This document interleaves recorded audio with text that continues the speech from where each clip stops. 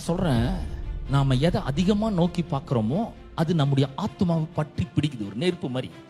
எனக்கு ஒண்ணுமே கிடையாதுங்க, வாழ்க்கையே போச்சுங்க, அவ்வளவுதாங்க, இனிமேல் என்னால முன்னேறவும் முடியாதுங்க, என்கிட்ட பணமே இல்லைங்க, ஒரு நல்லதும் நடக்க மாட்டேங்க. இதையே நீங்க focus பண்ணிருந்தீங்கன்னா you are focusing something.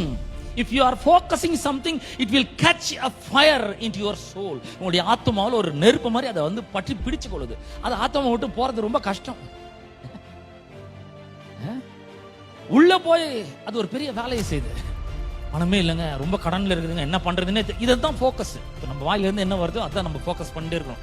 நமக்கே தெரியாத விதத்துல நம்ம எல்லாம் இதை சிந்திச்சுட்டே இருக்கிறோம். அதனால தான் ஆண்டவர் என்ன சொல்றாருன்னா, இந்த வார்த்தையை ஃபோக்கஸ் பண்ணு. நான் என்ன சொல்றேனோ அதை ஃபோக்கஸ் பண்ணு. நான் உன்னை ஆசீர்வதிப்பேன்னு சொல்லியிருக்கிறேன், நல்லது உன் வாழ்க்கையில் நடக்கும்னு சொல்லிக்கிறேன், என் கிருபை உனக்கு போதும்னு சொல்லியிருக்கிறேன், இன்னைக்கு இருக்கிறத 1000 மடங்கு நீ நல்லா இருப்பேன்னு சொல்லிக்கிறேன், நீ பயப்படாதன்னு சொல்லியிருக்கேன், நான் உன்னை விட்டு விலக மாட்டேன்னு சொல்லியிருக்கேன், உன்னை கைவிட மாட்டேன்னு சொல்லியிருக்கேன், பயப்படாத, இதை ஃபோக்கஸ் பண்ணுன்றார் ஆண்டவர். ஹலோ, நீங்க எதை ஃபோக்கஸ் பண்ண போறீங்க?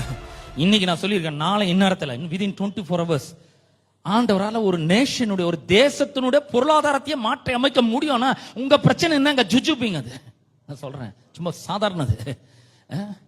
உங்க பிரச்சனை என்ன? ஒரு சில லட்சங்கள் இருக்குமா, ஒரு சில கோடிகள் இருக்குமா, அதெல்லாம் வெறும் நம்பர். அதை விட்டு தள்ளுங்க, ஆண்டவர் வார்த்தையை ஃபோக்கஸ் பண்ணுங்க. அவர் சொல்லியிருக்கிறார். என்ன நடக்குது? இந்த அதிகாரத்தினுடைய கடைசியில